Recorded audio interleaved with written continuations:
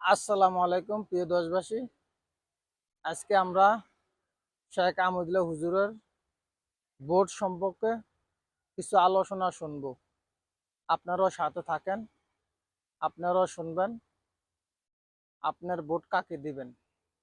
মূল্যবান ব্যক্তি চাইয়া অবশ্যই আপনার ভোটটা দিবেন, সে ফাঁস না হোক। চলেন শেখ আহমদুল্লাহ হুজুরের কথাগুলো শুনি। ভালো লাগলে অবশ্যই ভিডিওটা শেয়ার করে দিবেন। কথাগুলো রাজনৈতিক শুনি। একাধিক দলের একাধিক প্রার্থী এসে প্রতিশ্রুতি চায় তাকে ভোট দেব কিনা, তারা প্রভাবশালী মুখের উপর না করা যায় না।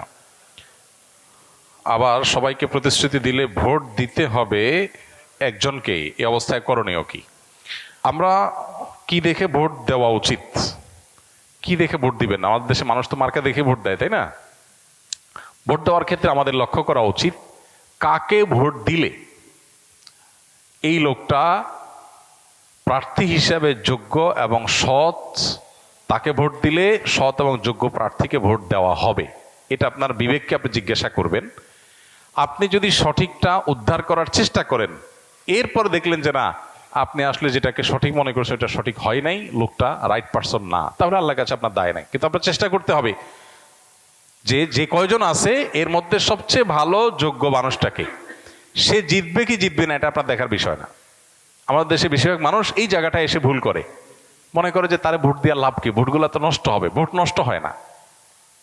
একটা ভালো মানুষ যদি অল্প কয়েকটা ভোটও পায়, তাহলে সে এটার উপর ভিত্তি করে সামনে আর কয়েকটা পাবে, তারপর আবার আরো কয়েকটা পাবে।